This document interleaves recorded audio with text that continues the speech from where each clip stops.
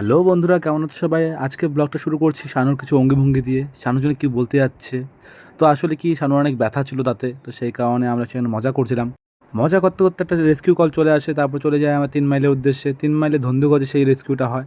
সেখানে প্রায় 2 ঘন্টা খাটাখাটনির পর আমরা সেই সাপটাকে খুঁজে পাই। সাপটাকে দেখার জন্য গ্রামের প্রত্যেকটা বাড়ি থেকে মানুষ চলে এসেছিলো। তাই আমরা সেখানে বেশিক্ষণ থাকিনি, কারণ কি আমরা প্রচণ্ড ক্লান্ত হয়ে গেছিলাম সাপটাকে খোঁজার জন্য। সেই ফুটেজ আমরা নিতে পারিনি, কারণ প্রত্যেকে কাজ করছিল। হ্যাঁ, কিছুক্ষণ আগেই বললাম যে 2 ঘন্টা আমরা প্রায় সাপটাকে খোঁজার জন্য লাগিয়েছিলাম। তাই 2 ঘন্টা পর আমরা সাপটাকে রেস্কিউ করতে পারি। তাই চলো এই রেস্কিউ ব্যাপারে কিছু বলে নেওয়া যাক। হচ্ছে এবং হ্যাঁ, তো অনেক চেষ্টার পরে সাপটা উদ্ধার হলো। এই সাপটা উদ্ধার করলাম আমরা। দাদা, জায়গাটার নাম ধন্দুগাছ পূর্বপাড়া। ধন্দুগজ। ধন্দুগজ পূর্বপাড়া 3 মাইল।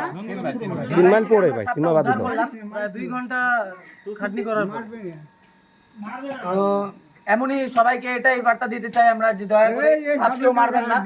যদিও সাপ কেউ দেখে থাকেন কারো বাড়িতে, কারো ঘরে ঢুকে থাকে, তাহলে আমাদের অবশ্যই ফোন করবেন। আমরা এইভাবে এসে সুস্থভাবে তাকে নির্দিষ্ট কোনো জায়গায় ছেড়ে দিব, ধরে নিয়ে ছেড়ে দিব। শুধু সাপ নয়, সাপ ছাড়া আদার্স যেমন প্রাণীরা রয়েছে তাদেরকেও কেউ মারবেন না। যে অসুস্থ থাকে তাদের আমরা ট্রিটমেন্ট করি, তাদেরকে আমরা চেষ্টা করি বাঁচিয়ে তোলার। ঠিক আছে, তো ওই মানে পশু পাখিকে মানে সাবধানে রাখবেন এবং নিজেরা সাবধানে থাকবেন।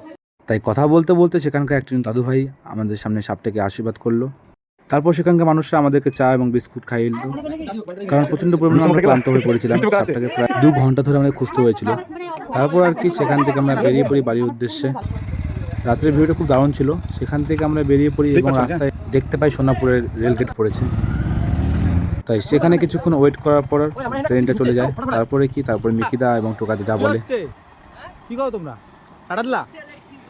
টাটা কি টাটা নাই, প্যাসেঞ্জার নাই তো, সেজন্য টাটা দিতে পারলাম না। আজকের ব্লগটা এতটুকুই। দেখা হচ্ছে নেক্সট ব্লগে। অবশ্যই ভালো লাগলে লাইক, কমেন্ট, শেয়ার করে দেবেন।